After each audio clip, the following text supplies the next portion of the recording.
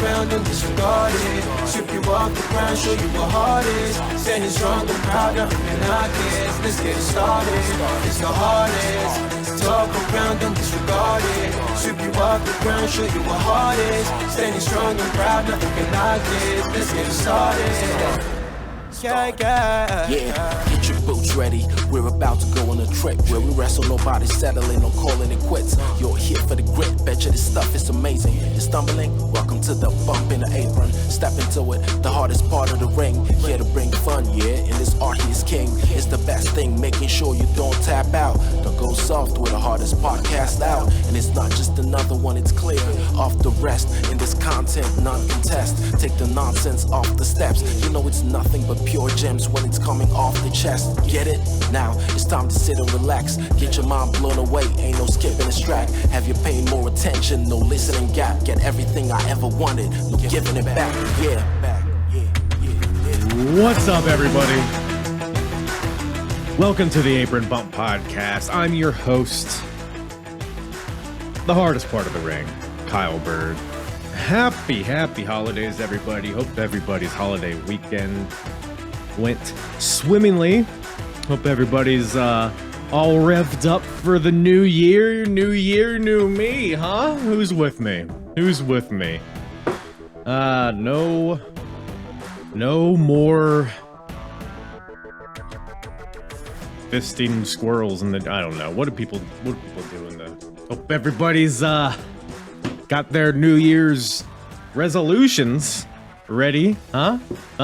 For 2024, New Year's resolution, New Year's revolution is not the pay-per-view we're talking about today, but that was a Raw pay-per-view. Speaking of Raw pay-per-views, we got a Raw below. I don't know. I was trying to segue into the deal here, but we got WWE Bad Blood 2003 on our hands today. What an interesting little show this was. The first ever brand-specific pay-per-view presented by the WWE here in the summer of 2003. A Raw branded pay-per-view. Don't turn this off. Don't turn it off. I know it's Raw in 2003. I know we've spoken about how dreadful Raw has been this year, but I will say this is a surprisingly entertaining show. I'm not going to go out and call it a good show, but we'll get into it. But there is a lot of tomfoolery and shenanigans with a little bit of good wrestling, I suppose, which it's a perfect blend as far as I'm concerned. But yeah, we got up top, we got Triple H defending the world title against Kevin Nash in a Hell in a Cell match.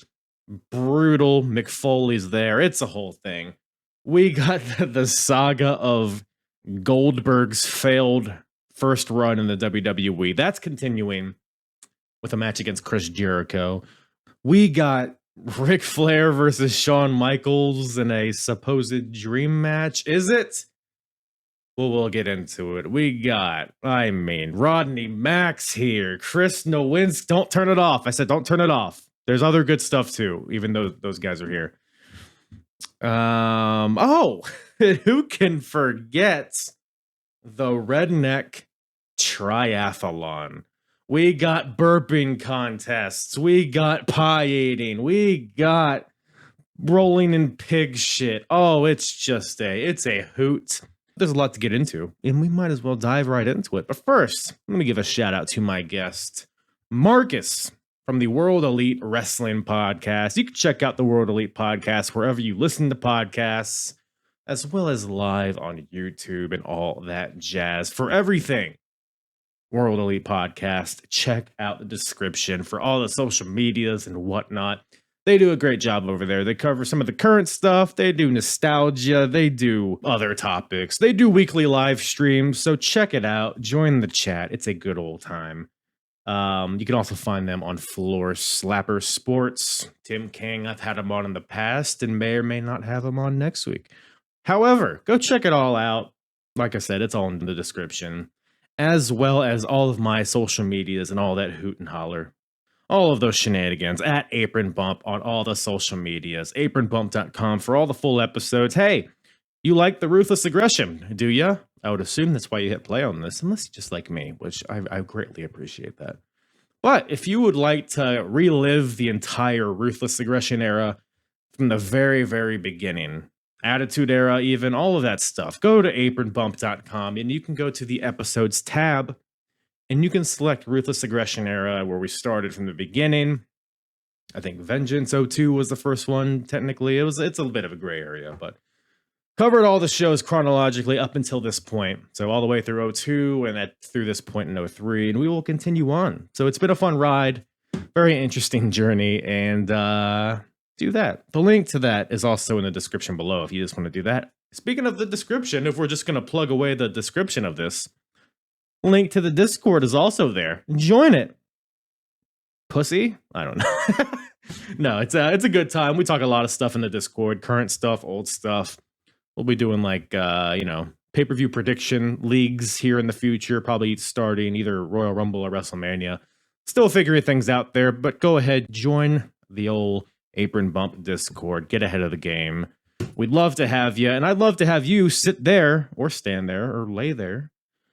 Or on all fours, however you listen to my podcast, stay there and listen to this episode. WWE Bad Blood 2003 with myself and Marcus from the World Elite Podcast. How obvious it's been 20 years since the Ruthless Aggression era was like at its highest peak, you could say. Dude, I think about that sometimes, and I see Randy Orton on this show, and it's like, this dude is still going. That's insane. Among other people on this show, I'm sure. He's probably the only remaining one from that OVW class. You don't see Cena as much. You don't see Lesnar as much. Tista's retired. Shelton, they just keeping him away from us. I think he got released, I believe. I could be wrong about that. I'm 99% sure he got released, but yeah, Randy's the last guy that's full time, at least semi full time, as much as any of the other guys are. Yeah. When I went back and listened to all the ones from 2002, I'm like, oh damn, they're all been recorded. So then I hit you up 6 months ago. I'm like, you gotta get me on for Dude. an 03 one or something. And then I saw it was available. I was like, okay, I want this one. Yeah, I'm glad you bring that up because you reached out 6 months ago specifically for Bad Blood 2003. When you hit me up about it, I was like, of course, first of all, but I was also like, why this show? It seemed like such a random ass show, but I guess, do you have just nostalgia to it, or are there any particular reasons why you enjoyed this show so much? Well, it was the kickstart of the whole brand extension solo pay-per-views. Not to mention, very first one. I was actually supposed to go to this pay-per-view 20 years ago. Unfortunately, my heart got broken the same day I got offered to go. Damn. What happened? Oh, is that what happened? Well, one day we were watching Raw and, Dad was home and then he saw Jim Ross say, oh, I can't wait to be in Houston, Texas for Bad Blood. And he's like, oh, they're doing the pay-per-view in Houston? I'm like, yeah. I'm looking at him I really want to go. And he was like, we should go to that. And I'm like, yes, we need to. And we're excited. And then 5 minutes later, he's like, when's the date of it? I said, June 13th, 2003. I'm going to be at work, son. I'm going to be offshore. We can't go. So you give me... How old are you at this time? I was 2 months away from being 14. Yes, you could catch a cab, go there, right? Well, Houston's about 2.5, 3 hours from me. No way I learned how to drive yet. It'd have been just me and him, though. It was hard. Back then, it was hard to find somebody to take you to shows these days. They're like, oh, I'm not going that far unless if, they come to the Cajun Dome for Raw or something. Or if you're lucky, we'd go to New Orleans. No, they didn't want to go to damn Houston. And I was mad, but I got over it. But and then you're like, but Rodney Mack's there. And then they're like, okay, let's go. Yeah, you got a Lafayette boy fighting on this show. Not far from us. No, he's originally... Oh, really? Is he? Well, the town he grew up in is just outside Lafayette. He actually grew up not far from Dillon and Jordan. He grew up in a town called Church Point, Louisiana, which is the Mardi Gras capital of the area. People say Okay. Dylan's hometown is, but it's not.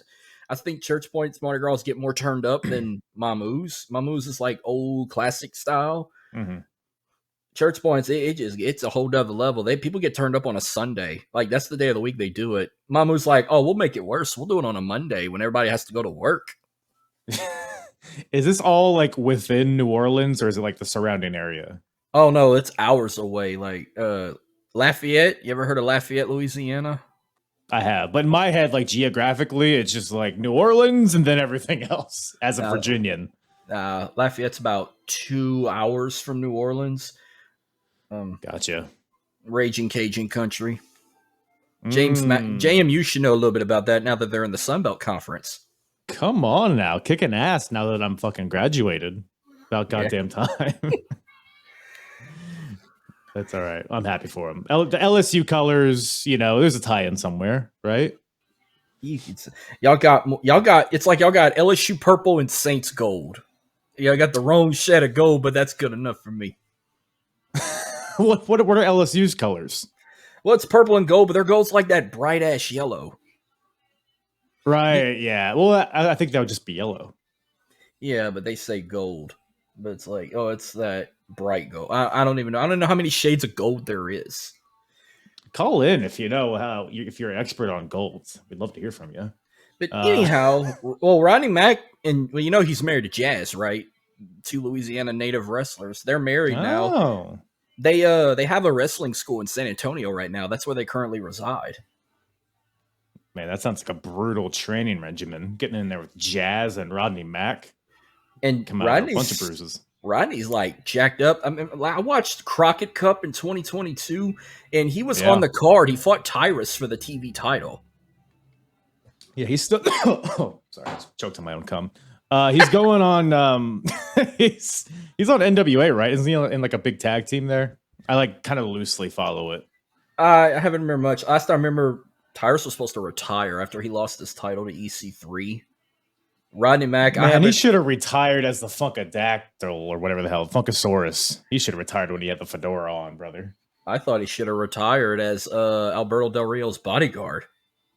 That was his peak, I think. At least. Fucking Mohawk. I mean, it was he was at least somewhat intimidating back then. Now he Here's the thing. He's not even from Louisiana. He's originally from California. He just lived in Louisiana for 11 years while he was training, and he declared it home, and we're like, oh, we don't claim him. He's the type that would put tomatoes in his gumbo. Are you not allowed to do that? Is that a sin? Yeah, that is a sin. Man, so I went to a wedding last year, and it was like a Louisiana, like a New Orleans family, and they made gumbo for like the morning after. And to me, it didn't seem like a brunch kind of thing. But goddamn, pal, a gumbo when you're hungover for whatever reason is just a cure. Like I wouldn't know how to make it myself, but goddamn, you give me some not local, but locally made, I guess, gumbo. I'd suck a cock for that one. But any hoozle. Well, I was in for a special treat before I came on here. I remember my old lady called me to go pick up some cookies for our son's Christmas party, and she was like, oh, hey, do you want anything from Popeyes? I said, no, even better. I got Kyle's thighs tonight. I hope you said that. I hope you gave no context either. Who's Kyle? Don't worry, honey. Mind your own goddamn business.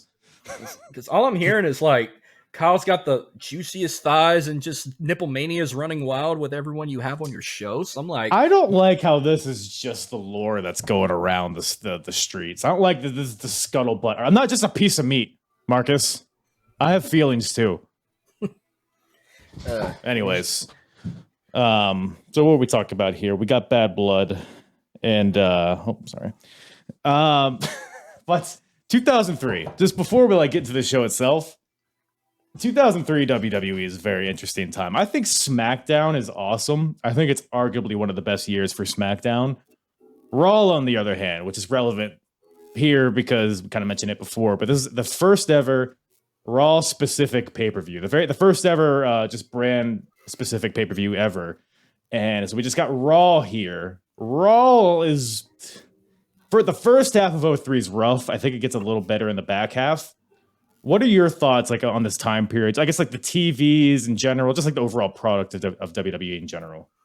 Well, this was when Raw moved to Spike TV. This is when Raw was at its. Right. I thought Raw on Spike TV was a whole different level. It kind of gave you an Attitude Era vibe.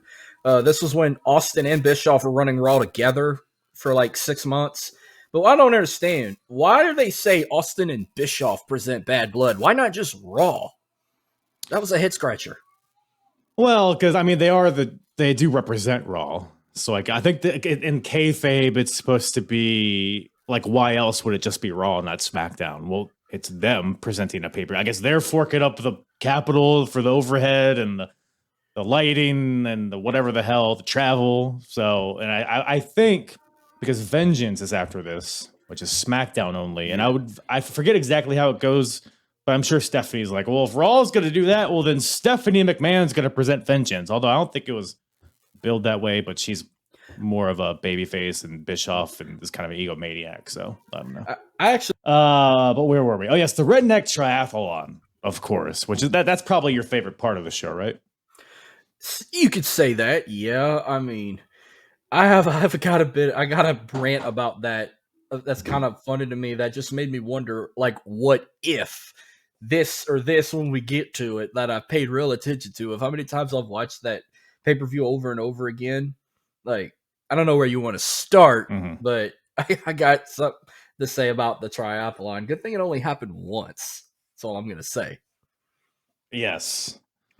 Well, we could talk about the actual triathlon as we go along here, but I don't know if you've ever like stopped and looked at the other options that were on this wheel that was spun. Because for anybody listening who is unfamiliar with this, that's what Redneck Triathlon.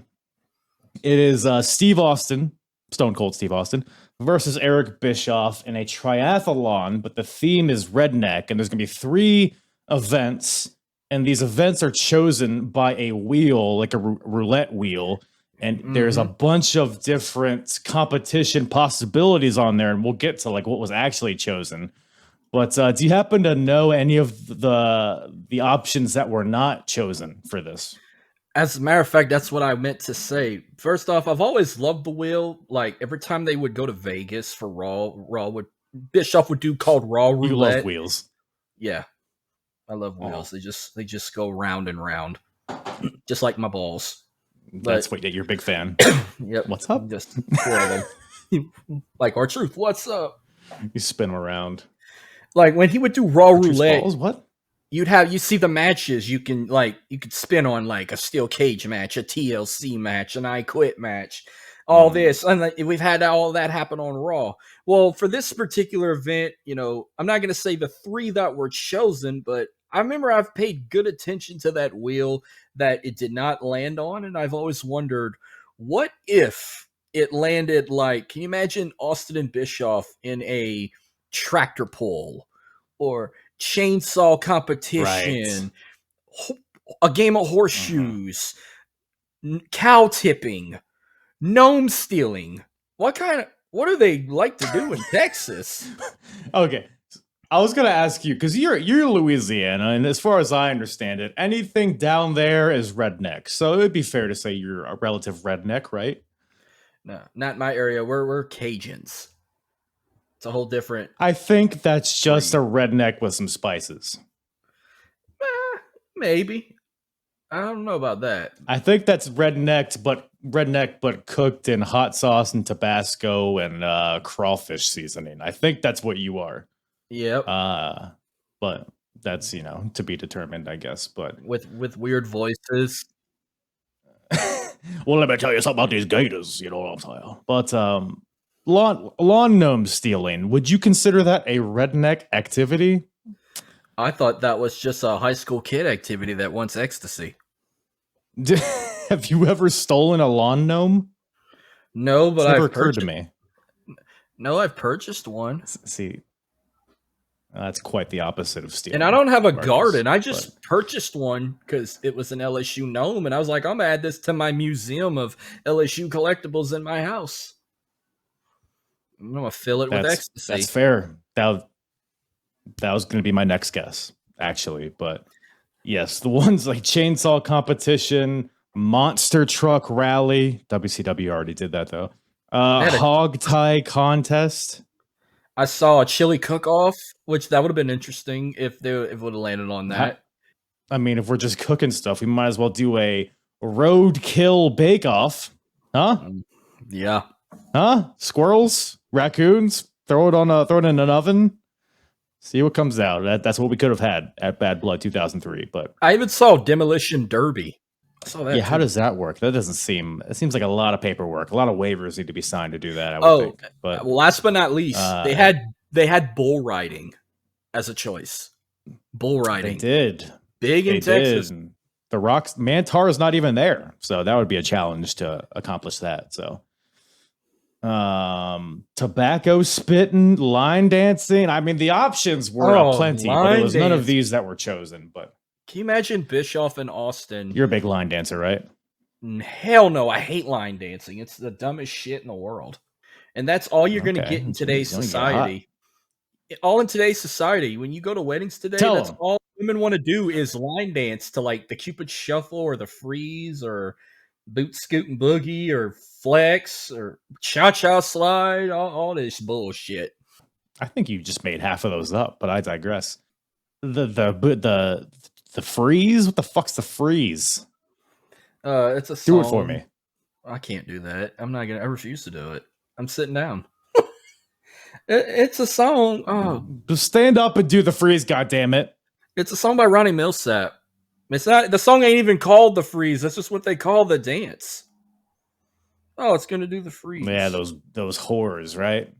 Yeah, I'm with you. Whores and boots.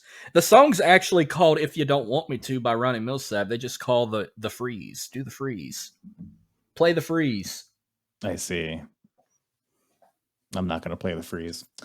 And WWE or Peacock is not going to play Headstrong by Trapped. God damn it. I feel like that's half the appeal of these pay-per-views from 2003. Yeah, that's strike one of going back and rewatching on Peacock. And I'm like, I wish I still had my DVD player. I would have just watched it on DVD where you could hear one of the, if not the greatest pay-per-view theme song ever chosen.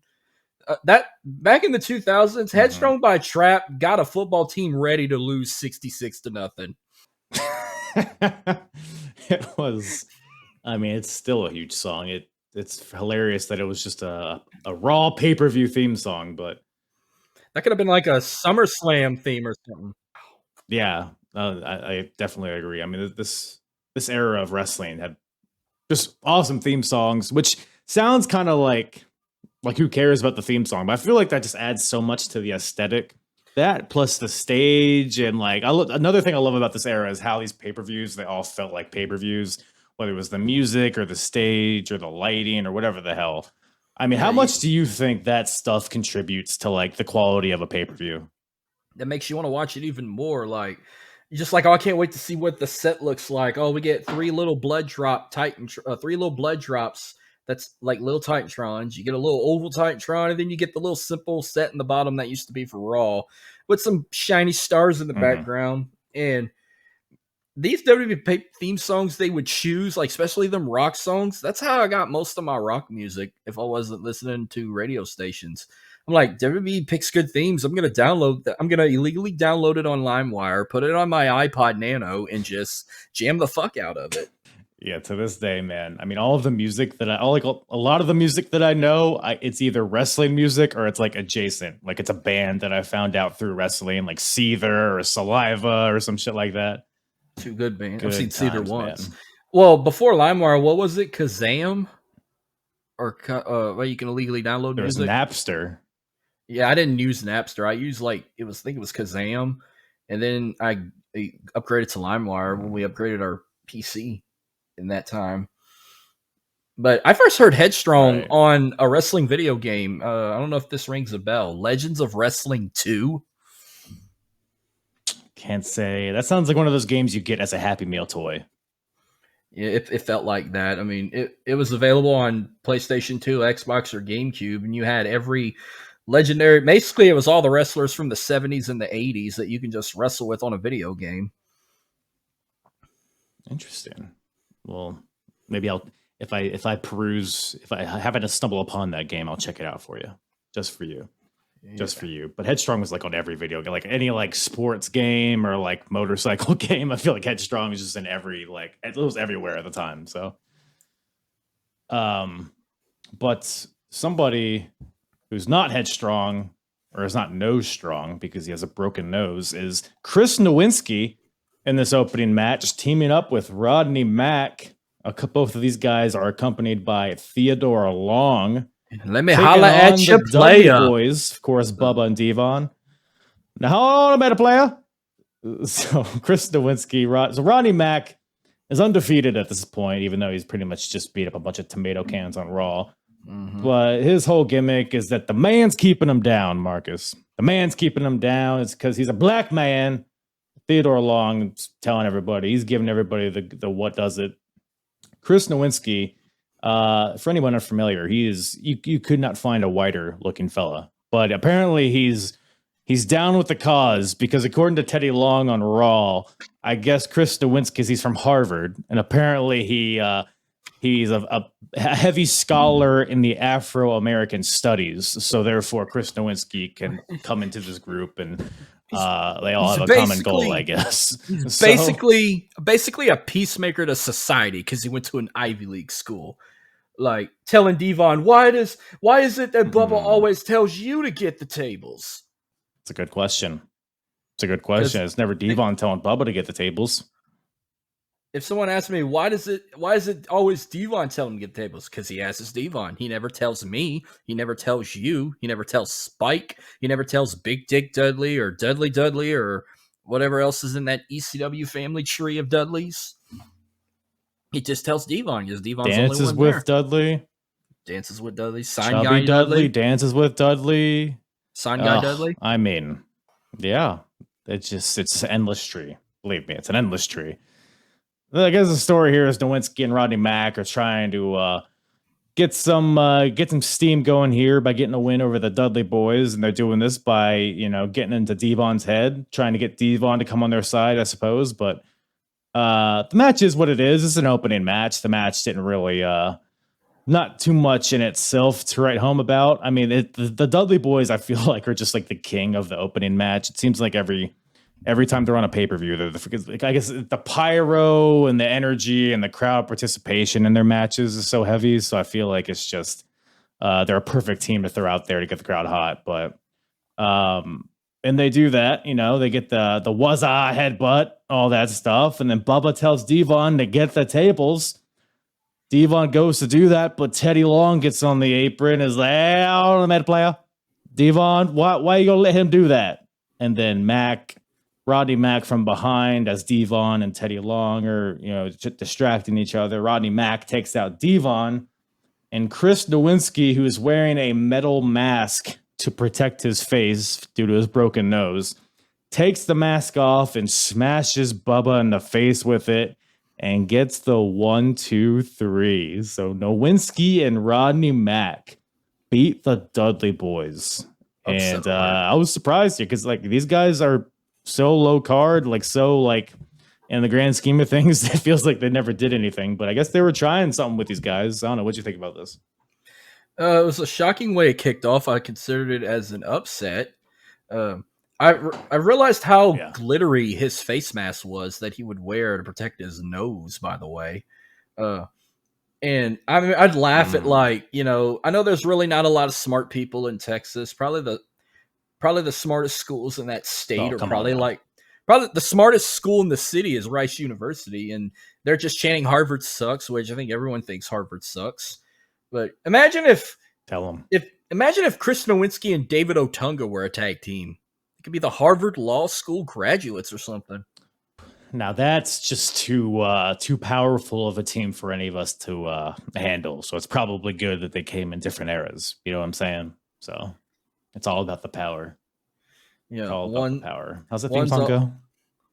I don't even remember. I just know Nowinski had the Harvard fight song. David Otunga had a pretty cool theme. I don't even remember the lyrics to. He was just too busy flexing off his muscles more than talking intelligence like Nowinski would. Yeah, it's pretty much all he had at the end of the day. But they should. That would have been the 2010, the 2000s versions of Pride and Powerful. Nowinski got the pride. Otunga's the powerful one. That's kind of smart. Maybe it's never too late. I mean, they're both still around. They're both probably still in shape. Let's get Triple H on the horn. Let's get this going. I know Otunga's like been filming movies lately. Nowinski actually does like type of investigations and shit. Like I know he did like Benoit's brain scan investigation after his passing. Mm-hmm. He like examined his brain and all that.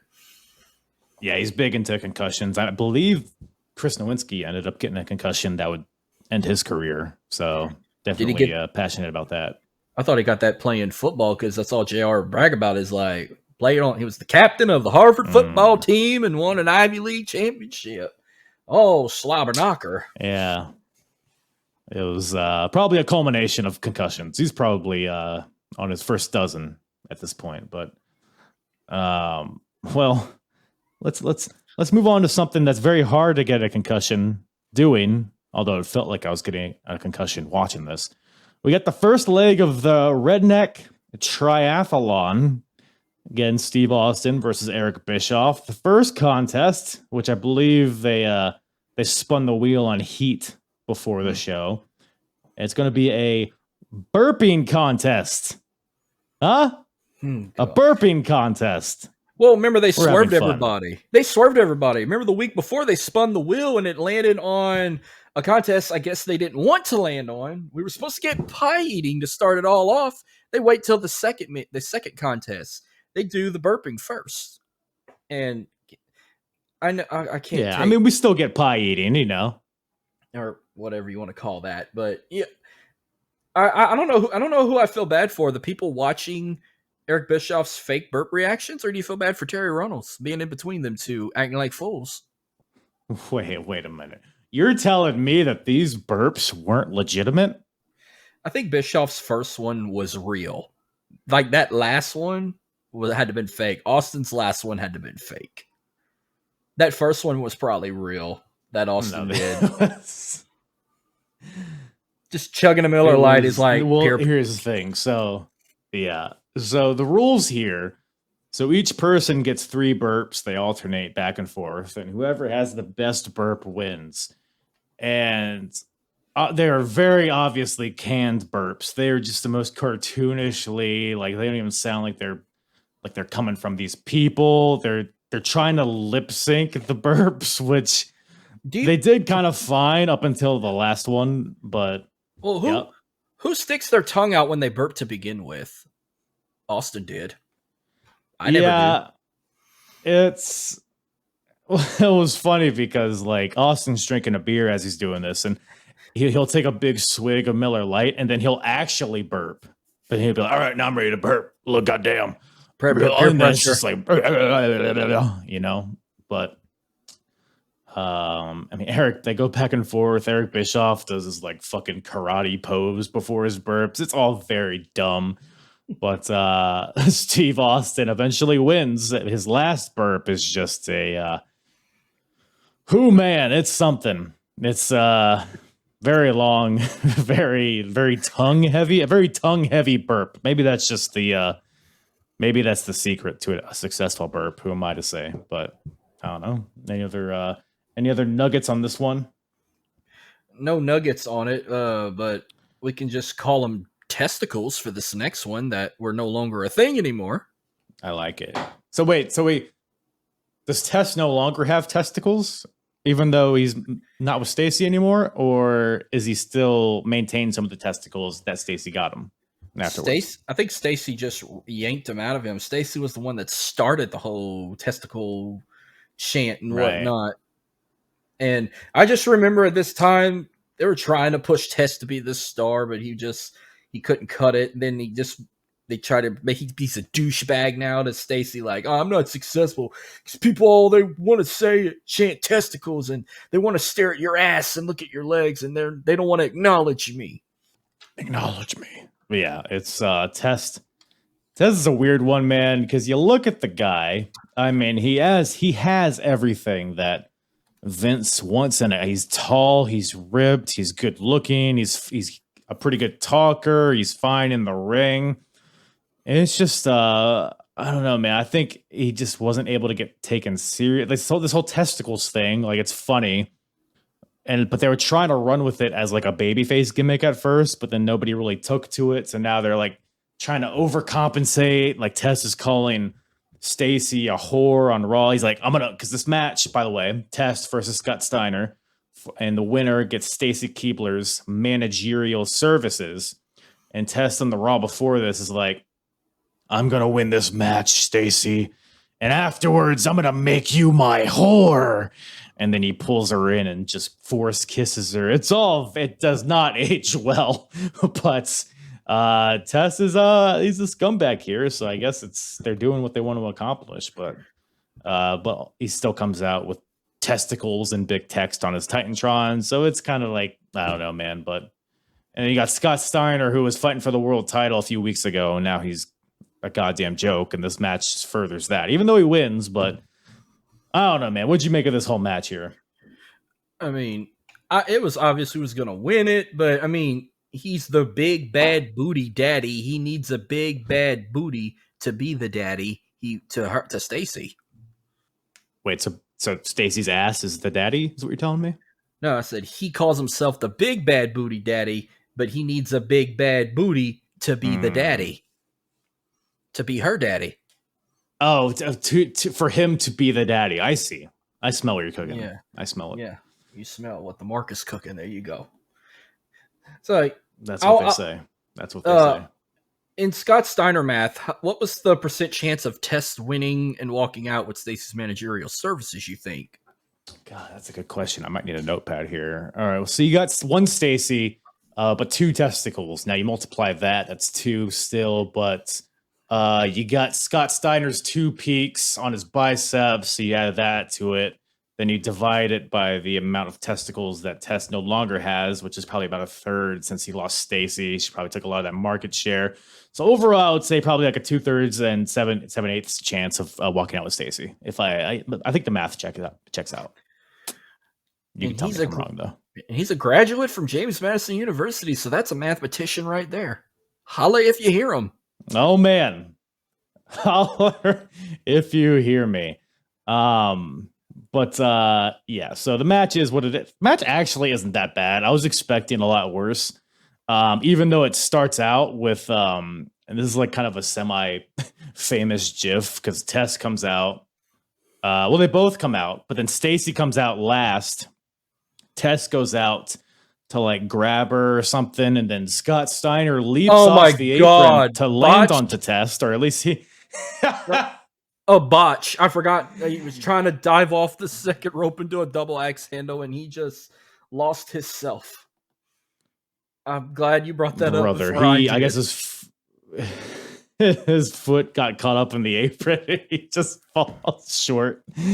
It's tremendous. It's probably the highlight of the entire show, to be honest.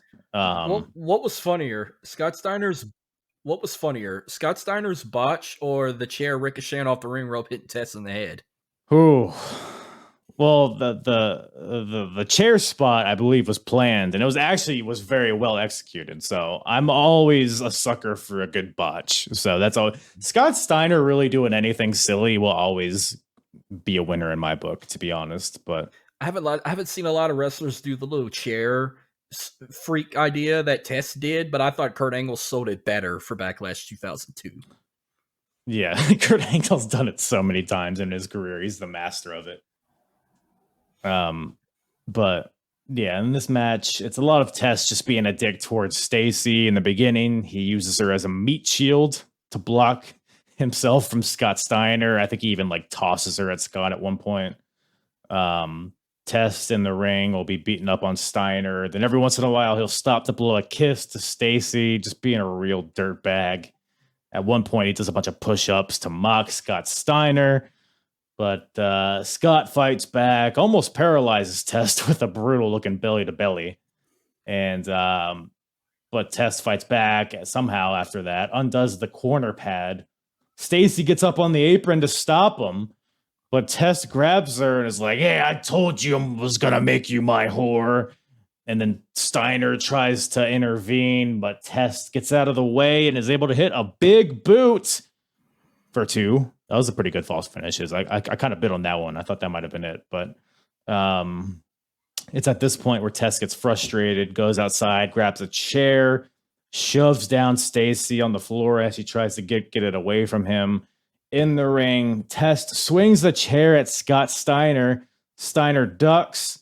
Test swings it again. Steiner ducks again, but Test hits the top rope with the chair, bounces back, hits himself in the face, and Scott's able to hit a flatliner to get the win. So Scott Steiner wins and wins Stacey Keebler, who I guess is an object. But overall, I was kind of entertained by it. A lot more than I thought I would be, for sure. I was entertained looking at Stacey's fine ass the whole time and her cheering on Big Papa Pump and booing her ex and Test, and goes home with Big Papa Pump herself and did some managerial services, if you know what I mean. What do you think these services entail? Probably a few lap dances, missionary, Steiner math. Because she's got legs of sorts, huh? You get what I'm saying? Well, she's got legs, like she's Kid got Rock legs. says. Funny how they let Kid Rock song Two of on them. Peacock, but not Headstrong by Trap. That's another red flag. Well, I think the thing is, Trapped is not in the WWE Hall of Fame, whereas Kid Rock is. So I think that's the line in the sand. Yeah. Even on the DVD, they even cropped out legs by Kid Rock, but they don't crop it out on Peacock. Like, what the deuce? There's no logic to it. They break out like old versions of themes, like on the pay-per-view before this on Peacock. They had RVD's old theme. They've had Kane's old theme recently. I think some of this stuff was uploaded a long time ago before a certain copyright, whatever the hell. I don't know. It doesn't make any sense. But speaking of not making any sense, we're backstage and we're going to spin the wheel. Well, I guess we're not going to spin the wheel because this was chosen on Raw for the second leg of the Redneck Triathlon, which will be a pie eating contest. Pie eating, everybody, not cherry pie, not apple pie, not pumpkin pie. It's just eating pussy. Yep. But right? You got to give Bischoff credit. Wrong? You're right. You're 100% right. Give Bischoff credit. He actually picked some fine ass pussy for him and Austin to choose from. But he's like all happy and brag about it, like saying, I should go first. And then Austin's like, well, I'm going to let you go first because I'm that kind of guy. But I get to pick which flavor pie you eat. Now, you're looking at these four girls really good. If I had to choose, I'd probably take the one in the crop top that was standing by the TV. Oh, okay. Or the one in the... See, I didn't really analyze it. Or the one in the black dress. Like, they all four. Did you just bend over to get a picture of her? Is that in your spank bank? No, I just kind of had to vision. I had to write it in my notes of what she was wearing to tell you on your show. Like, I want the one in the black and white striped tank top by the TV box. If I was in this, you had if to I was fold in your this boner up into your waistband, I get you. Hey, I've learned from the best. Give me a hell yeah. I will not, but yeah, you hit it. I mean, Steve, I guess Eric Bischoff did his research, quote unquote, and chose 4 ladies to be selected for this pie eating contest. How do you do research finding pussy on the street? Yeah, did he come out with a book and a pad, like just give them auditions, like, hey, we're gonna do this pie eating contest we're gonna call it pie eating contest, but nothing's really gonna happen. I'm gonna get swerved in all this. We just need you to look good on TV and make horny guys jealous, wishing you were getting out by them, and no one's getting eaten out at all. Like, no telling how that would have gone. But wait, no, someone's getting eaten out. There is one person getting eaten out thoroughly on the show. Let me tell you something. Before any eating out, there was another match. Before that, we had Booker T versus Christian, and this is when Christian cut his hair, and he had the same haircut for 20 years. Yes, this is his debut pay-per-view match with this new look, because Judgment Day, the previous pay-per-view, is when they brought back the Intercontinental Championship.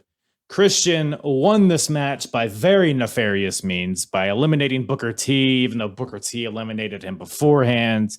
We discussed this on the last episode, but he basically stole the Intercontinental title and stole it from Booker T. So now that we have a match here, Christian defending the title against Booker T. But yes, Christian, the night after Judgment Day, comes out, new haircut, which is essentially the haircut he has to this day, like you mentioned.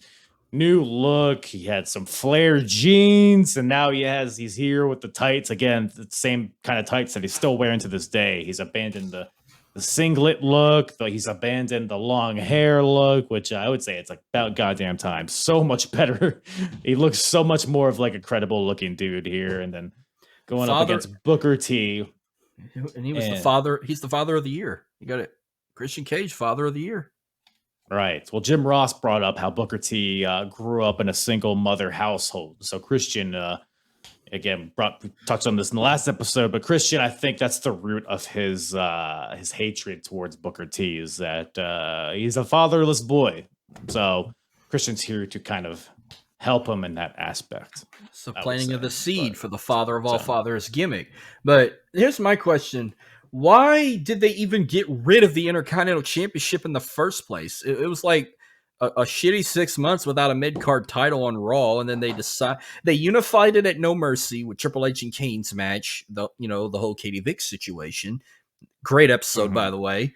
And then 6 months later, they're like, oh, SmackDown's going to bring back the United States Championship and call it that. You know what? We're gonna take a shovel. We're gonna go to the grave and just dig up the revives of the Intercontinental Championship and put it on the Father of the Year. Yeah, no, it's very interesting because Raw had the world title, the European title, the hardcore title, the Intercontinental title, and for whatever reason, they just got the women's all title, of those secondary titles, so that it was just the world title.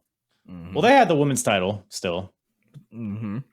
It was just those two titles, and I guess the tag team titles too. But yeah, it was a poor judgment. It made for some pretty awful TV in those 6 months. So I'm glad they brought it back. Not that this is like a cure-all or anything, but it adds depth to these kind of type of shows and gives guys like Christian something to fight for. And this ultimately, I mean, he's as far as his WWE career and this like part of his career is probably his peak because he's, no longer just a guy in the background in the Un-Americans. He's not the Marty Jannetty to Edge. He feels like his own guy, and his new look, I think, all contributes to that as well. But I mean, this match, though, I'll tell you this, I thought it was a really good match. It was a fun back and forth match. You have Christian busting out the rock bottom, which is funny because he's classy. He's calling himself the new People's Champion. He's calling his fans the Peeps. So it's a little fun dig at the Rock there. Quick question, quick thing. Sorry to cut you off. He was calling himself. You said he was calling himself the People's Champ, or he was demanding to get called all this, but instead he was getting called a creepy little bastard. I think CLB is a little farther down the road, but he's acting like a CLB. That's for sure. But Booker T, he hits a scissors kick at some point in this match over the top rope from the outside, which I thought was really unique. Then hits a missile drop kick right after for a 2 count. Hits the spin-a-rooney.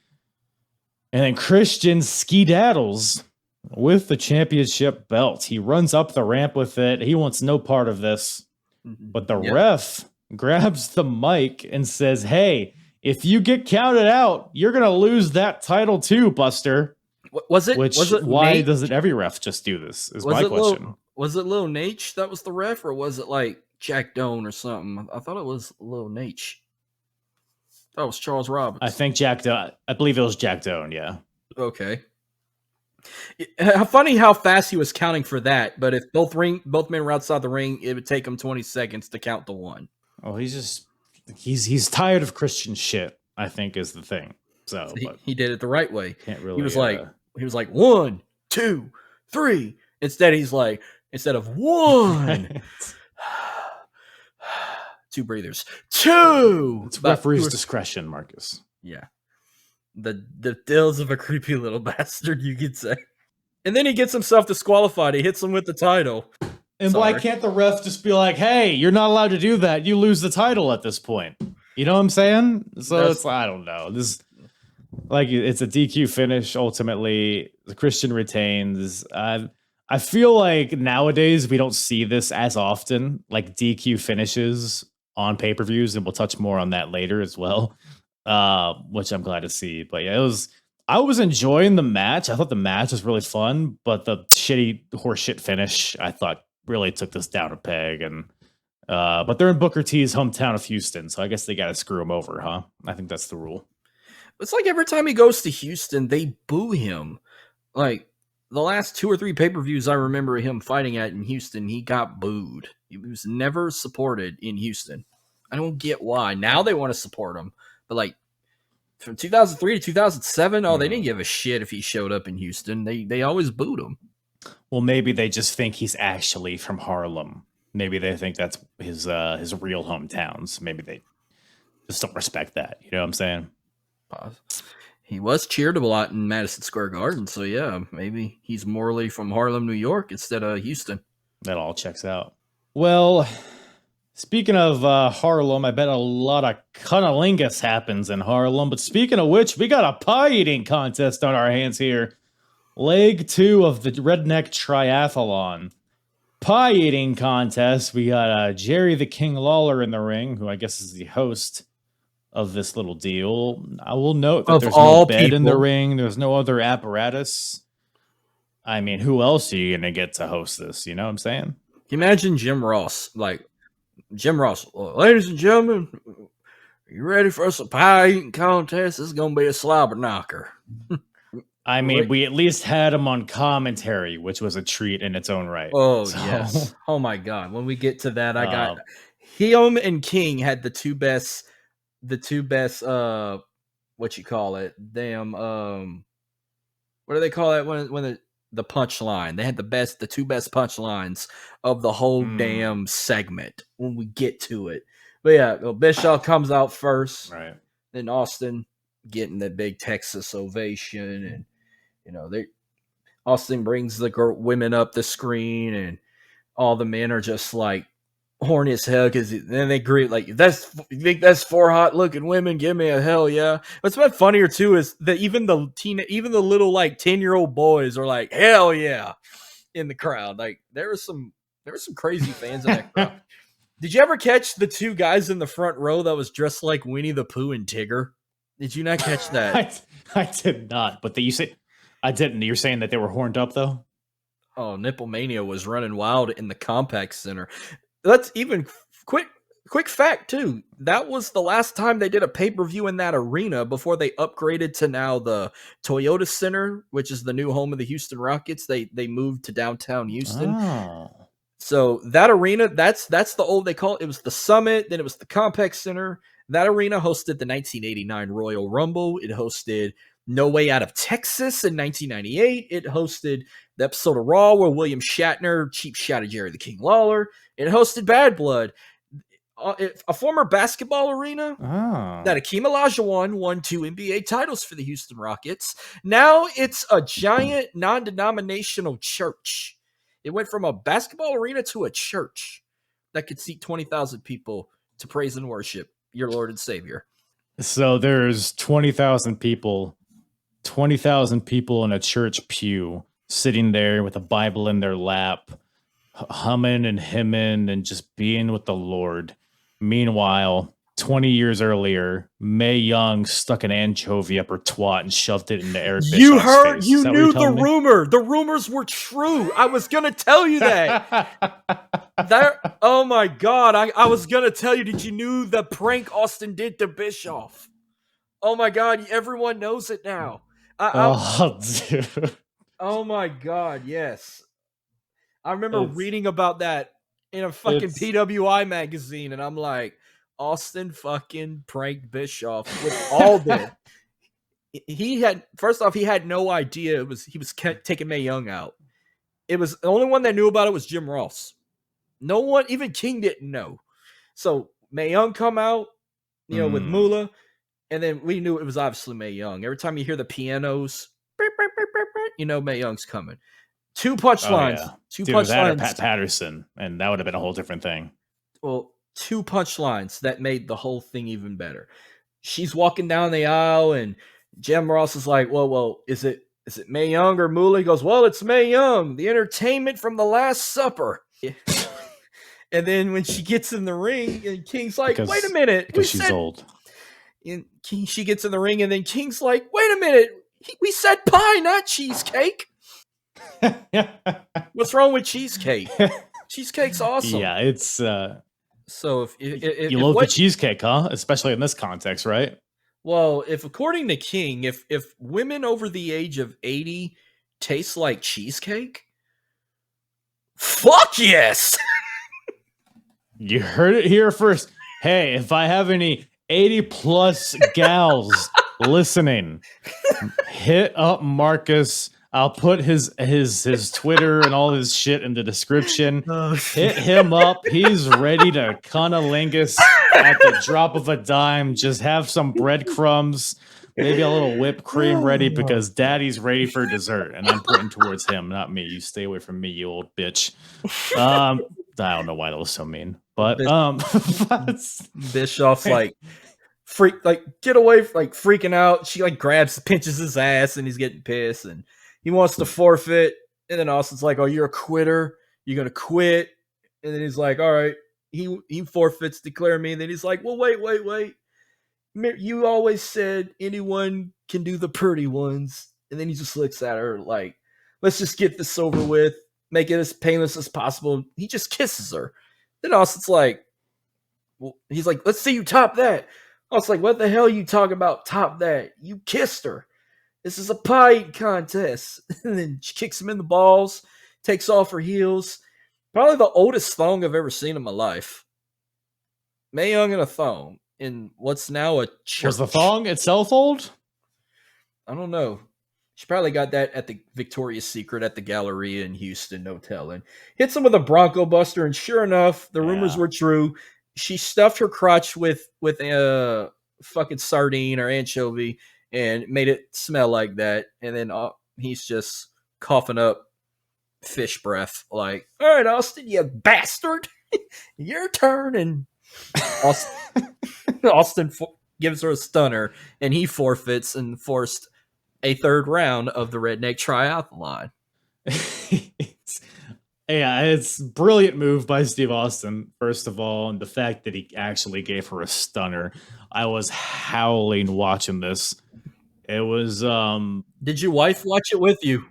Not this show in particular, but I might make her review it and see what her thoughts are, because I'm sure she'll love it. But I gotta say this though. Mae Young, look, I don't know how old she is at this point. She's gotta be at least 80. Mae Young in a thong. Now, I say that, and you might be listening like, wow, that sounds awful. But gotta give the devil her due for an 80-year-old ass. Like, I mean, you could do a lot worse. You know what I'm saying? Mm-hmm. Smooth. It was look, we're not, you know, it wasn't voluptuous I mean, it was a little bit voluptuous, but I mean, she's not at the back of the line as far as I'm concerned.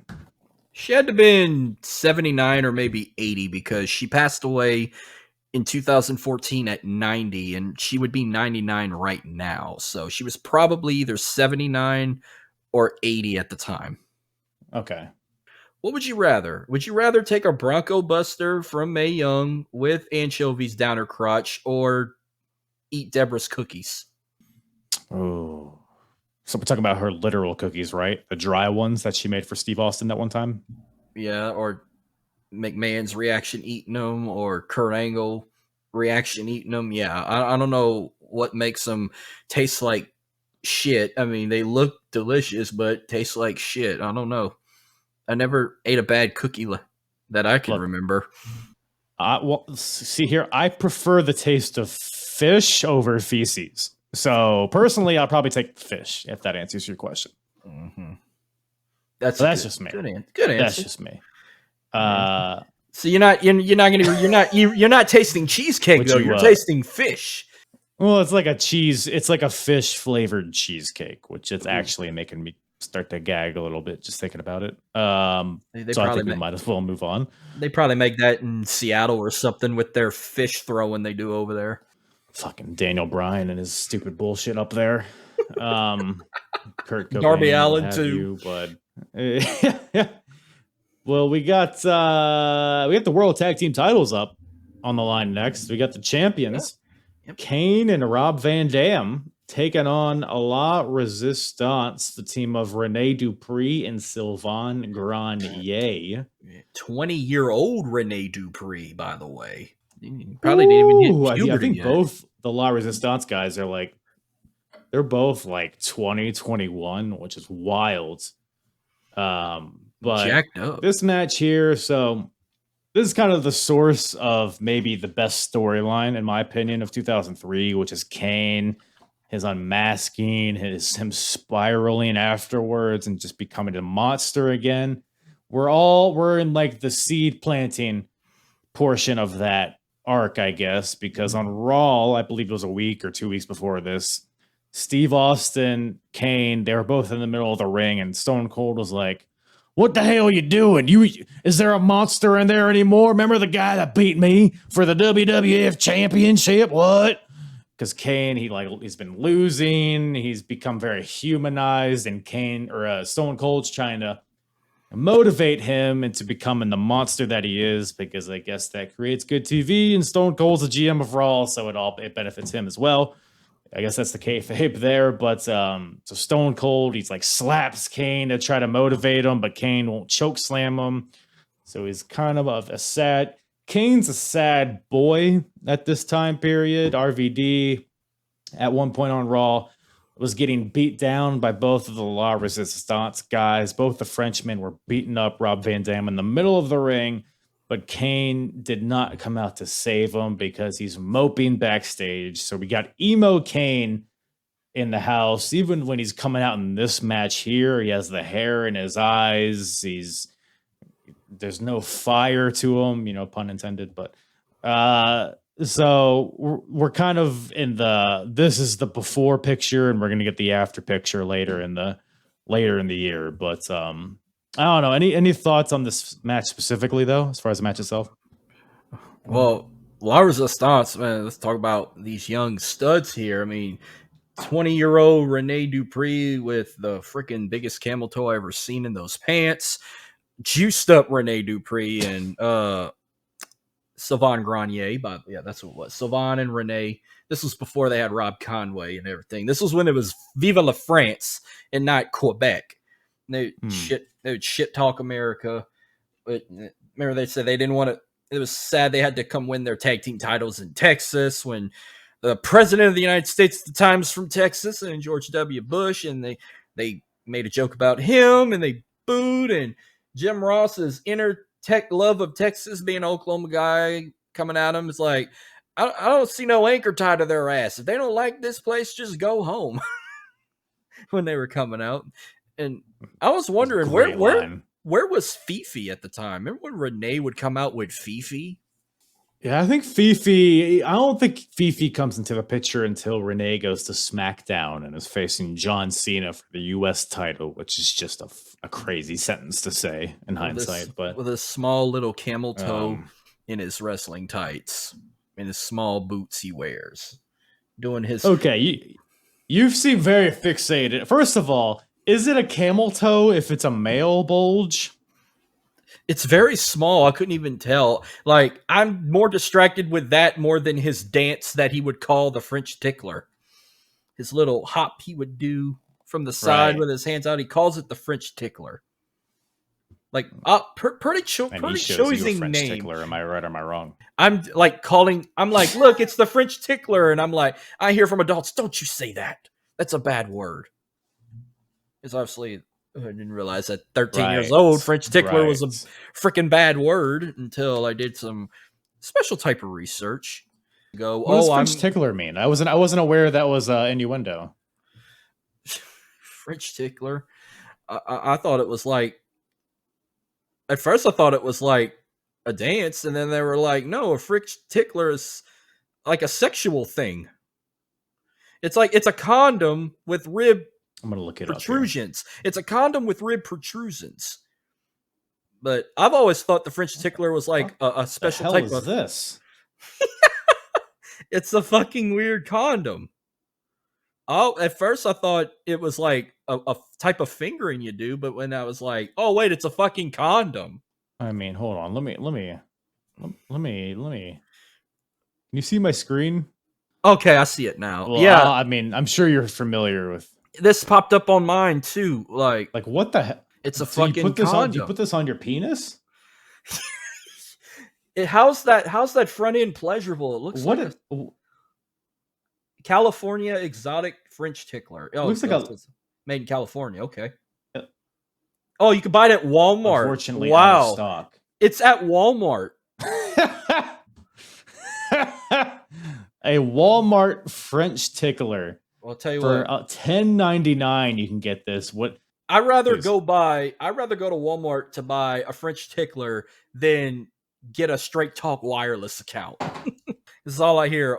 Walmart commercials. Jim Gaffigan's Straight Talk wireless. I mean, it's the same effect, I think, because it's a condom, but at the end of it, it looks like a mace. Like there's spikes and there's protrude. Like it looks like just a bunch of bumps. It looks like one of those. Looks like a dog toy at the end of a. This doesn't seem like it works out for anybody. So, but now So this is what La Resistance is. That there are two condoms with spikes at the end of them. That's what their team is, I guess, right? You could say that. But I'm sorry, the tickler's on my screen. I got minimize it. We got Kane, Rob Van Dam versus La Resistance. The match is actually pretty quick because really we're just kind of building towards the dissension of Rob Van Dam and Kane as a tag team, and just the dissension of Kane in general. Kane looked weak until in they that bring match. him back up again. I mean, they get some fun offense in. Usually Kane would be the most dominant one, but it's like you barely competed. And as soon as he got bumped off the ring, I figured that was it there. Like it was basically a handicap match ever since he got bumped off the apron. Yeah. Nice. Bumped off the apron. I like it. But Rob Van Dam goes for a plancha onto La Resistance. But they move, and Rob Van Dam accidentally lands on Kane. And, the Frenchmen throw Rob Van Dam back in the ring, hit their little double flapjack, and get the win. And they win the tag team championships. So, La Resistance, new champions, Rob Van Dam, Kane, are not too happy with each other, I would guess. And we're onwards and upwards from here. They held, if I'm correct, I think they held the titles for like a good few months before they lost them to, I think, the Dudleys. Rough period for tag team wrestling here in WWE, but I don't know. Any other thoughts on the match itself or any of the characters involved? I also consider this an upset. So we had like two upsetting tag team matches. Kane was like the weakest link. Like this was the different Kane. This wasn't the Kane I was used to. And then it disgusted me because at first I couldn't stand La Resistance come and wave the France flag and shit talking America and Rene Dupree's camel toes and French tickler talk and dancing and skipping around and a double spine buster that just a cheap finisher that does affect. I mean, they won the tag titles with a double spine buster, but you figured Kane would have came in and aided him. But it's like Kane didn't even budge. Like soon as he did what any typical other wrestler would, you fall off the apron, oh, you're knocked out for the rest of the match instead of coming in there and save the pin. Mm-hmm. Right. Yeah, well, it's just furthering what Steve Austin was saying on Raw towards Kane, how Kane's become weak. He's a shell of his former self. And again, he's really he needs something to find the monster within him again. And it's going to take an unmasking to do that. So I believe this is his last pay-per-view with the mask, at least until he brings it back way farther down the line. But so the Kane story is really, it's some good shit. Maybe not at this point, but eventually it's going to really take off. And that's the only thing I'm looking forward to as far as Raw goes for 2003. But, and that's pretty well represented here in this next match. We got Goldberg versus Chris Jericho. boy, howdy, does nobody want Goldberg here in 2003. Like, I forgot how bad this run was. Like, the match wasn't bad here, but there's Goldberg sucks chance, and the whole backstory is wrapped around how nobody wants Goldberg here, but that's like the reality of the situation. But Goldberg's supposed to be the good guy, and Jericho's supposed to be. It's kind of a mess, but I didn't really hate the story here, I guess, especially since it harkens back to their WCW days where, Chris Jericho could never really get above the level he was at in WCW. And a lot of that reason is because of Goldberg and his unwillingness to do a proper feud or at least a proper match kind of deal. But I don't know. What'd you make of this whole situation here? This match in particular was like one of the main reasons I wanted to go to this show.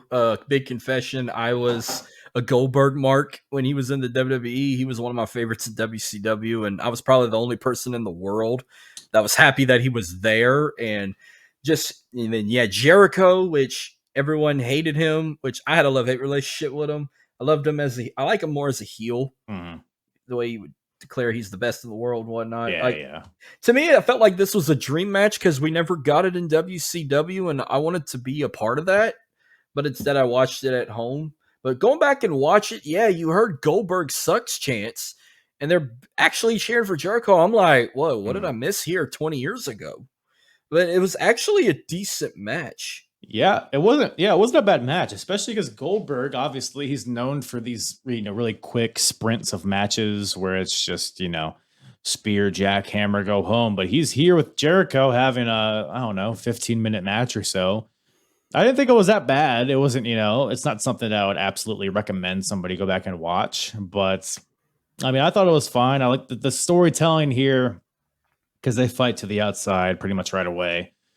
Goldberg goes to spear Jericho through the barricade, but Jericho gets out of the way and Goldberg goes careening through the barricade, just takes it out, which this is before WWE did this every other match. Because nowadays, every fucking match has somebody going through a barricade. It's just a little foam, little poof, little stupid pad that falls over limply. But here it was like, oh, he's truly like shredding through this wall just because he's just such a beast. And that hurts his shoulder. And then Jericho attacks the shoulder throughout the match. He has a missile drop kick right to the shoulder. He's doing submissions on the shoulder. So I love the storytelling of the match. I think it's solid. Goldberg's head even gets busted open, I think, on the barricade, which is just par for the course as far as Bill goes. Jericho hits a lion salt on Goldberg's head. Goes for a second lion salt, but Goldberg catches him. Hits him with a brutal-looking fireman's carry slam of some sort. And then Goldberg, he spears Jericho eventually in the ring, but his shoulder's so beat down that he can't capitalize. And it was also kind of like a weaker spear than he traditionally does. And can't hit the jackhammer. Jericho capitalizes by hitting a low blow when the ref's distracted, puts him in the walls. Goldberg flips out of it. And then we're back to, spear, jackhammer, Goldberg wins, lol, kind of thing. But I thought the match was solid. Again, it's not like, match of the year or anything, but it was a lot better than I expected. It wasn't a bad match. I don't know if I was going to give that match of the night or not, but I really enjoyed it. But I must have missed Goldberg catching that spear. It didn't really look like a spear to me, especially the way he used to deliver it. But I did see he did win with a jackhammer. Mm-hmm. I think it was the injured shoulder that prevented us to see a spear we usually see. But you go back and watch, he was targeting the injured shoulder, but countering a walls of Jericho to a jackhammer. It's like, have we ever seen that before? No, yeah, and you're right. It was definitely, for WCW fans, definitely a dream match because Jericho spent weeks, if not months, trying to build to a match between him and Goldberg in WCW, but I don't think that ever happened. So now that we finally get it, now Chris Jericho's a star and Goldberg's like not quite the star he was. So we're kind of at an even point here, but ultimately we're still building Goldberg to try to bring him back to as prominent a role as he was in WCW, but I don't think they accomplished that in this run. It'll take 10 plus years for that to happen, but we'll get there eventually, I guess. Mm-hmm. But we are backstage to the wheel to decide the final event in the Redneck Triathlon. Which, by the way, before we go backstage, they pan over to like a hog pen that's somewhere in the arena, which I hadn't noticed prior to this. So they just happened to have this hog pen in the arena just in case the wheel got lucky enough to land on this event, which was what a hog pen fun or whatever the fuck it was called. Quick fact here. Yeah. I don't care what they say in the ring. When they say, oh, I can, newsflash, you'll be like, oh, I could smell that all the way from over here. I call bullshit on that because I attended Extreme Rules 2009. Big shit. If you remember, Vicky Guerrero, Santina Morella, hog pen match for the crown of Miss WrestleMania. They had a pig pen set in front of the set. I didn't smell not one set of pig shit or pig flop at all. So, without any further ado, No, Harry, one more time. I think your mic cut out. I said without any further ado. Without further what? Without any further ado.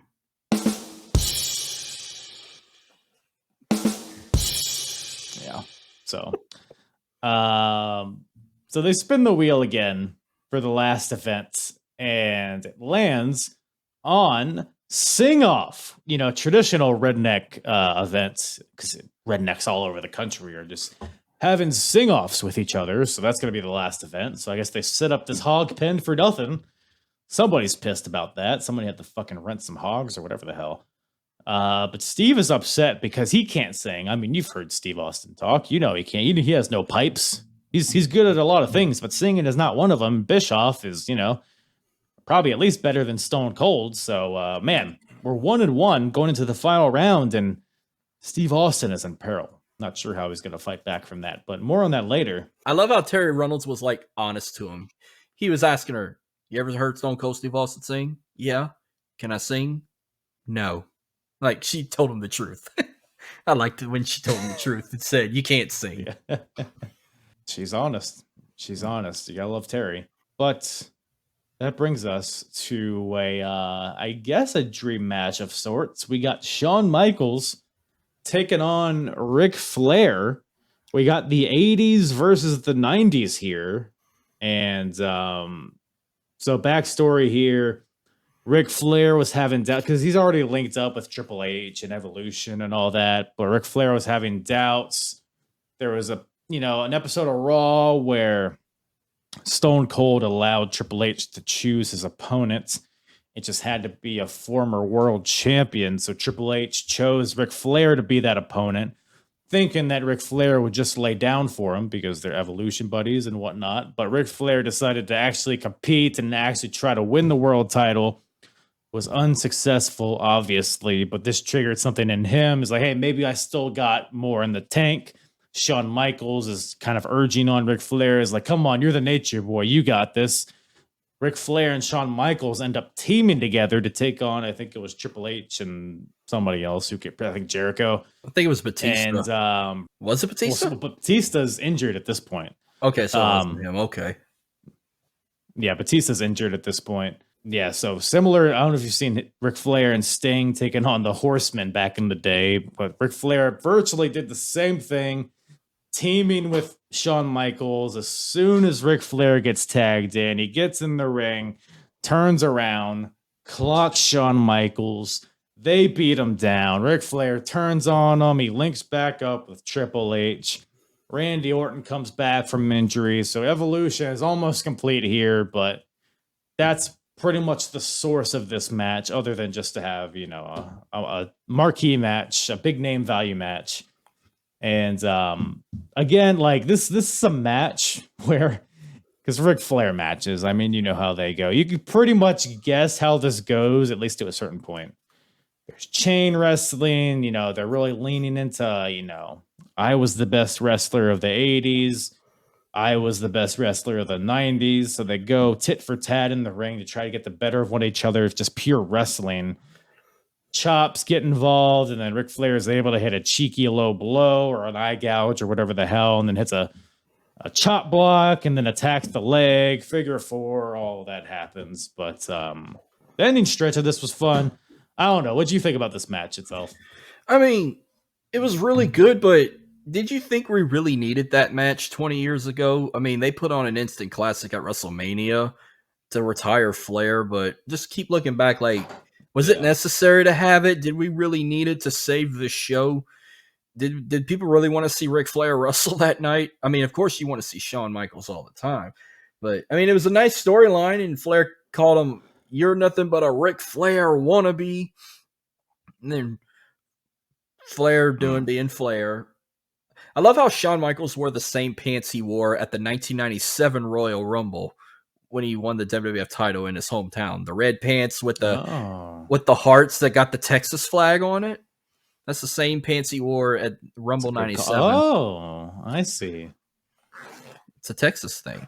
It's a good call. Good little Easter egg there. Makes sense. He is a Texas boy, so that makes sense. And they are in Texas. But yeah, I mean, I don't know. I mean, who else would you have Shawn Michaels face? Or what other match would you put in this? Or would you just not have a match? Would you just go right to the main event? I mean, I would have loved to seen Randy Orton and Shawn Michaels at the time. Randy Orton kept getting involved, and I think, was he the Legend Killer at this time? Mm-hmm. Or was he still hurt? No. So we're still very early into Randy Orton. So he joined Evolution in the beginning of the year, got injured, and he just returned like 2 or 3 weeks before this. So he's good to go, I believe, to wrestle. Because he's had matches on Raw leading up to this. So he's good to go. He's not the Legend Killer yet. He's still very much just an unknown dude. Green. Like, he hasn't had any marquee matches like on his own right. He's still very good, but we're not at his Intercontinental title reign yet. We're not he's not really a star in his own right yet. So I think Shawn versus Orton may have been a good match, but I don't think it had the star power that Shawn versus Flair did at this point. He was still green at the time, but we ended up getting it like at the next Raw pay-per-view, Unforgiven. We get this match, but I mean, I think it probably would have been a banger, but I mean, this one was a good banger. Ric Flair took a spot with the table. Shawn pulling a SummerSlam 2002, doing a splash off the top rope onto a table outside the ring. Randy Orton sold that sweet chin music like that. As soon as he jumped the barricade, he turned around like that. I don't know. I don't think it was as big as an impact as that chair shot Brock Lesnar took from Jeff Hardy the year prior. That lives rent free in my head. No, nothing's gonna be as impactful as that, unfortunately. But it was a good match though. But it pissed me off that Flair won. Yeah. I didn't really I didn't see the table spot coming at all. It kind of came out of nowhere. Like you said, Shawn hits the splash onto Flair, onto the outside, gets up. Randy Orton, I guess, hops the barricade, gets in there, tries to intervene, but gets kicked in the face. Back in the ring, Shawn hits Flair with the sweet chin music, but then Randy Orton hits him in the head with a chair and pulls Ric Flair on top of Shawn, gets the win.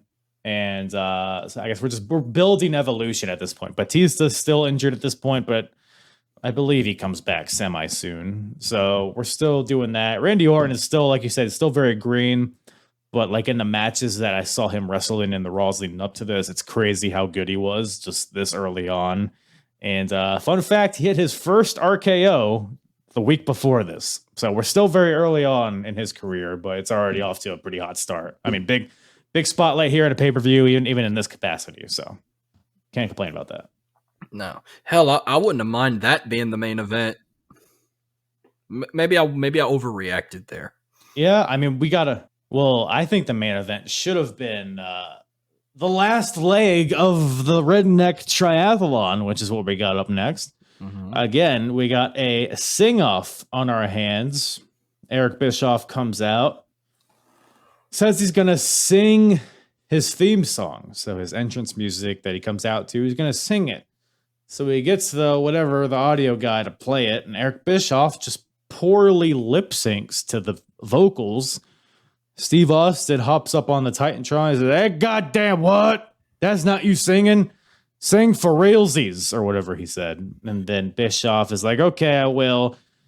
So he tries to actually sing it. It's not very good. Steve's like, You and suck. he says, "No, we're not doing this. I'm going to respin the wheel," which I don't know what gave him the authority to respin the wheel. I think that really goes against everything about a redneck triathlon, but he respins the wheel.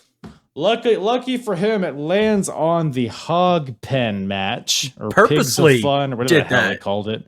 Hog Which is pin lucky. fun. Pig pin fun or hog pin fun? I think it was pig pin fun. But purposely put it on pig pin fun. Yeah, he spins it like one notch and lands on that. And lucky for him, they have a hog pen set up. So the premise here, it's a hog pen match, just like Triple H versus Henry O'Godwin. You win by throwing your opponent in the hog pen. And Steve, he storms the ring, stomps a mud hole, and Eric Bischoff throws him up the stage, throws him off, or he gives him a stunner in the ring, and then drags his carcass to the top of the stage, tosses Bischoff off the stage into the pig pen, which is just wet and muddy and just grotesque. So Bischoff is just swimming in pig shit. So Steve, I guess, wins the Redneck Triathlon, goes to the ring, has himself a beer bash. What'd you think of that? What'd you think of this whole event, like this whole triathlon and as a whole, I guess? The triathlon was entertaining, you could say. Maybe the pie eating contest was the most entertaining of all. But remember, after he purposely put it on pig pen fun, there's another key Easter egg here. Remember when he said, "I'm coming down to that ring right now," and he addressed the fans. He said, "If Eric Bischoff tries to escape or doesn't want to participate, grab his sorry ass and throw him back into the ring till I get there." And you know what's that word he said? Like something like not deconcise or some shit like that. And then he's like, Bischoff's like, I deputize. He said, "Y'all can deputize Eric Bischoff." And he's like, "I refuse." He goes, "I am whatever the fuck that word is. That's some JMU words right there." Mm-hmm. So he's just like trying to escape, and everybody like. So he goes into a corner. He jumps a barricade. If you don't know this guy's a Houston celebrity. There's a guy that throws Bischoff back over the barricade. If you remember that. They had an old man that threw him over the railing. Mm-hmm. He goes by, if you ever heard his name, he goes by Mattress Mac. He's a famous... I've never heard of him, no. His real name is Jim McIngvale. He owns a multi-million-dollar furniture company called Gallery Furniture. He's from Houston, Texas. And he's a Houston celebrity, is what you're telling me. Well, he's a big supporter of the Houston Astros. He bets millions and millions of dollars. That's what he's been known for. Plus his shit talking to other teams. But he's world known. Not say world known. He's world known in Texas with his commercials and his charity work and all his money he donates and everything. Like he bet when the year the Astros won the World Series. He betted $8 million on FanDuel for the Astros to win the World Series, and they won. And then the previous year, the year they lost, really, he bet $10 million that the Astros were going to go back to the World Series, and he lost $10 million. But that's like chump change to him. Hey, he's a Houston celebrity. You could say a local celebrity at the time. No one really knew who he was. Like, hell, even King didn't know who he was. Jim Ross did. It's like, that's Jim McIngvale, you idiot. It's from Gallery Furniture. Of course, Jim Ross knows. He's got a little Texas. Yeah, lip. Who doesn't know Jim Mac? Yeah, of course. What a dumbass. Mattress Mac, they call him. Known for selling mattresses. It sounds like a drug laundering business to me, but I think that's a whole other podcast in itself. But that brings us, surprisingly enough, that was not the main event. The main event, we got Triple H defending the World Heavyweight Championship against Kevin Nash in a Hell in a Cell match. Special guest referee Mick Foley. Boy, howdy. What a cast of characters here. So we got, first of all, we should recap Judgment Day, the previous pay-per-view. Kevin Nash, Triple H had a match in which Kevin Nash won by DQ after Triple H hit him with a sledgehammer. He hit Earl Hebner with a sledgehammer. So Kevin Nash got cheated out of that match, and Hebner and all the other refs are like, I'm not going to referee this match. People get hit in the face with sledgehammers if we referee a Triple H match. So I'm not doing that. Also, Tim White's career got ended in the last Hell in a Cell match. So none of these refs won any part of this. So they have to, Steve Austin has to recruit a crazy bastard to referee this Hell in a Cell. And who better than Mick Foley, of course. So Mick Foley is here, of course, has the history of Triple H, and they play into a lot of that. And the build up to this, how Triple H ended Mick Foley's career in Hell in a Cell, and just the rivalry they had. And so Mick Foley's here, and he's going to try to be impartial, although that's not really exactly how it pans out, but I guess he's kind of justified in a sense. But I thought this was look, Kevin Nash in 2003, he's well past his prime, to say it lightly. Like Goldberg. Yeah, I mean, Goldberg could at least move, though. I mean, in these early stages of this match, Kevin Nash is just wobbling around there. His knees are all fucked up, but they bring enough plunder and blood and barbed wire and chairs and steps and sledgehammers and Mick Foley bleeding for some reason, even though he's the ref. Everybody's bleeding buckets in this match. And honestly, like, for what it was, for Hell in a Cell, it felt brutal. It felt like hell. It felt like a cell. And it's really all you can ask for. So, I don't know. What do you think about this match? I forgot how brutal it was. I remember for years I didn't really like it, probably because I was just biased that they never... This is when they stopped, like, doing shit off the top of the cell. They never climbed to the top anymore. They just kept it inside. I mean, it was a brutal match. You know, Chaos took over when they started using, like, not just steel chairs. They were using, like, hammers from a toolbox, barbed wire baseball bats, barbed wire 2x4s, sledgehammers, and then even Mick using it, basically trying to be a handicap match. You think with Mick getting involved, attacking Triple H, you think Nash would have had a chance, but Nash still couldn't even win the title with Mick even helping him attack Triple H. This is when he had that like long run and everyone was getting fed up with Triple H always winning the title or having multiple reigns or having these long reigns. People were getting fed up with clean shaved, sideburn Triple H wearing multicolored tights now. He was wearing blue he picked the wrong color. He wore blue that year. He should have wore red or stayed with black. He wore blue tights at a Raw pay-per-view. What an ass. What a heel. Really, just wearing the other brand's colors. I mean, that's just the dastardly person that he is. But yeah, we are definitely just in the heat of prime Triple H reign of terror here, because man, it is just miss after miss after miss. He gets awarded the title, has an okay match with RVD. Then we have the Katie Vick storyline, and that's the whole thing. Then he has a few pay-per-view matches with Scott Steiner, which both completely shit the bed. Goes to WrestleMania and faces Booker T and has a really boring match with a really awful finish. And now we're here with Kevin Nash in 2003, and we're just building to Goldberg and this era of Goldberg. I mean, it is just... Well, remember, he had a... It is... I mean, this is honestly probably one of the better matches of this reign, though. Well, he also had a feud with Shawn Michaels after the Elimination Chamber. They had 3 stages of hell at Armageddon, which I wish the feud would have went more, but they waited, like a year before we had another Shawn Triple H feud. Like 2004, I think they started feuding again. They had a last man standing match, I remember, and they did the triple threat with Chris Benoit at WrestleMania and Backlash, and you thought it was the end, where the following year at Bad Blood, they had a Hell in a Cell match. You thought it was the end, but no. When you let fans control and make the choices of a particular Taboo Tuesday, we got Shawn and Triple H one more time when we did not want it. We wanted Edge that year. Yeah.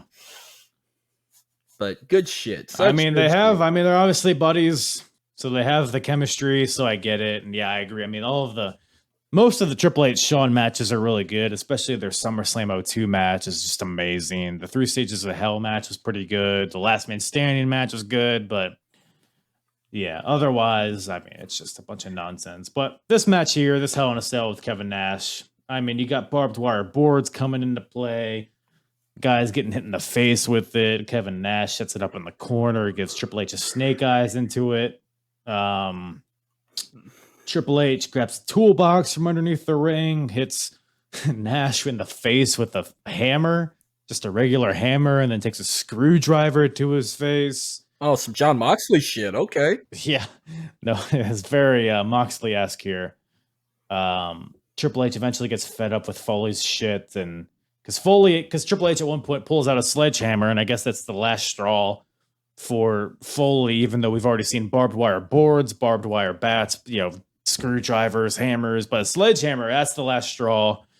So Foley grabs it from Triple H, and Triple H grabs a chair and hits Nash, and then hits Foley with it, so everybody's bleeding. Nash does almost get the win here at the ends, which is just an incredible false finish here, I thought. What even happened? Yeah, Nash counters the pedigree, catapults Triple H into the barbed wire board that's set up in the corner, leads right into a jackknife. A bloody Foley slides into the ring, makes the count, 1, 2, kick out. Great moment there, but ultimately Triple H crawls over to his trusty sledgehammer, hits Nash in the face with it, hits him with the pedigree. 1, 2, 3. Triple H's reign continues. But yeah, even though the reign is what it is, I thought this match was pretty good. What about you? It was very brutal. I enjoyed it. We're going back and rewatch it, but it was brutal, but I don't think it was as brutal as like Brock Lesnar Undertaker from No Mercy. That was probably the bloodiest Hell in a Cell match I ever seen. Yeah, Brock and Taker is my favorite for sure. This one, I could probably put this as one of the top 5 bloodiest Hell in a Cell matches I've seen. Triple H and Kevin Nash with Mick Foley. But remember too, no, I agree. Yeah. Well, remember too, like the whole referee situation. Remember, like they brought up, they were like, "Oh, I don't want to referee." Remember what happened with Tim White? He got brutally taken out in the Hell in a Cell, and it cost him his career. And I don't know with the whole Tim White shit, you get no 5 with the whole wanting to commit suicide every week. Do you blame him for wanting to do that because of the Hell in a Cell ending his career, or the fact that he had to deal with Josh Matthews? Probably a little column A, column B. I think both kind of steer him towards that direction, but it is what it is. Josh Matthews and his stupid blonde spiky hair. I get it. That was an NSYNC hair I used to have back in the day. A little blonde tip. Oh, we all had that phase. No, I'm with you. I had the blonde hair too. 2003, man. It was prime NSYNC boy time. I did that about 2000, 2001-ish. Then I did it again in 05. I used to do the Slim Shady. I did the full blonde hair. I did the full blonde hair. Cody Rhodes brought it back. Black eyebrows with full blonde hair. Will the real Slim Shady please stand up? And that's Cody Rhodes. Cody Rhodes all along was the real Slim Shady. That's kind of the style. Yeah. Oh, goddamn, pal. Glad we finally figured that out. If nothing else, we really made that discovery, and that's really all anybody can ask for, I think. Bad Blood got its name. The blood's in the name. Blood was in the main event. So overall, I don't know. If you had to grade this show from A to F, what do you think you would throw at it? I would give it about probably, I'd give it like a B. It's a decent Raw pay-per-view, which usually Raw always dominated the brand extension pay-per-views. The solo ones, like Raw, always outdid SmackDown a couple time or two. SmackDown probably had maybe like a couple of good ones, but like 2004 Raw, all Raw's pay-per-views were mainly good than SmackDown's. Raw, they always had good theme songs. I mean, hell, Headstrong by Trap was the perfect choice. I mean, can you imagine if we had Bad Blood like between 2015 to now? I guarantee you they would have pulled some shit and put Bad Blood by Taylor Swift as the theme song. Ooh, I can get behind that. Don't let them hear you say that, because at least NXT will do that. I bet you. No, Sean would never do that. Are you a Swiftie? I wouldn't classify myself. I tend to feel Swiftie every now and then, but I wouldn't consider myself a full-time Swiftie. How about you? No, I cannot stand her. I'm just so sick of this. I just want to watch football, damn it. I'm so sick of seeing her in the crowd with freaking Patrick Mahomes' stupid wife and his dumbass brother. And Travis, I want to see football. I like to see him bitch at the referee, or even try and see Kelsey make a few plays. Give us what we want. We don't want to see Taylor Swift and Travis Kelsey's love. I don't care. I just want to watch football. This is my getaway if I'm not watching wrestling. Get these women out of my sports. Am I right or am I wrong, Marcus? Get her out. You can keep the cheerleaders. Just get her out. She don't know shit about football. She'd be the type where if she had to look up the Kansas City Chiefs, she would Google it and be like, "Oh, Travis Kelsey, yeah, I know who the Kansas City Chiefs are," or Patrick Mahomes. Well, I mean, not everybody has such an elite view of the world. But speaking of elite and world, the World Elite Podcast. First of all, Marcus, appreciate you jumping on here once again, talking some wrestling. Where can everybody find you and your delicious voice talking about wrestling? Well, thank you. You know, it's been a long time. It's been a year and a half since I came on and we talked Gangster's Paradise. Something 95. like that, yeah. It was in the summer of 2022. So it was a year and a half. I have it saved in my Spotify. Anything I'm a guest on, I save it, and I'm glad I get a second one saved. I'm hoping to come back down the road. I mean, it depends what you got coming up in 2004 or 5. I'd want to tag along on, but this was fun. You could find me on Twitter or X, whatever y'all call it. I still call it Twitter at Marcus Elite 337. The podcast's on Twitter at World Elite Pod. We're on Instagram. We're on Facebook. Subscribe to us on YouTube. We're free and available wherever you get your podcasts for free on any audio platform. Spotify, Google Pod, Spreaker, iHeartRadio. We're everywhere. Wherever you get your podcasts, you can find us. Just type in World Elite Podcasts. There you are. And thank you again for reuniting with you tonight. Go. Appreciate it, man. Yeah, you're like herpes. You're everywhere. Hey, what would your be What would be your best redneck triathlon event? Oh, okay, that's a good one. Shit. Do I have to pick something off the wheel, or do I have to come up with something? Well, here I'll reread you the ones that were on the wheel, and if anyone sticks out to you. Oh, I got them right here. Chili cook-off, yeah. Fuck yeah, I can do that. The chili cook-off you got. Yeah. Well, the only pie eating I would be able to do is an actual pie. Like go to a bakery, and I just finish it before my competitor does. What a selfish lover you are. Yep. Like, I mean, that's the only pie I've been eating lately. Hell, I got a few Boston cream pies up in that cabinet. Yeah, I hear ya. No pie eating, just cream pies. The words of Marcus. There you go. Put that on your tombstone. Once again, thank you to Marcus from the World Elite Podcast for joining me on this lovely, lovely show. Always a good time with Marcus down by the bayou. I don't even know if he's by there. Everywhere in Louisiana is just crocodiles and crawfish and people flashing their tits for beads. But go check them out. All that's in the description below at World Elite Pod on Twitter and all that shit.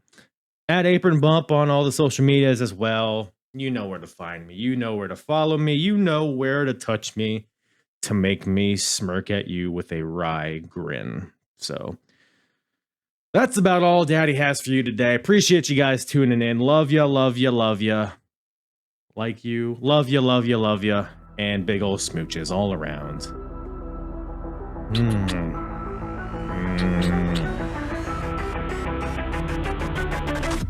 I'm hard. Yeah. And the hardest, talk around and disregard it. Strip you off the ground, show you what hard is. Standing strong and proud, nothing knock it. Let's get it started. It's the hardest, talk around and disregard it. Strip you off the ground, show you what hard is. Standing strong and proud, nothing can knock it. Let's get it started.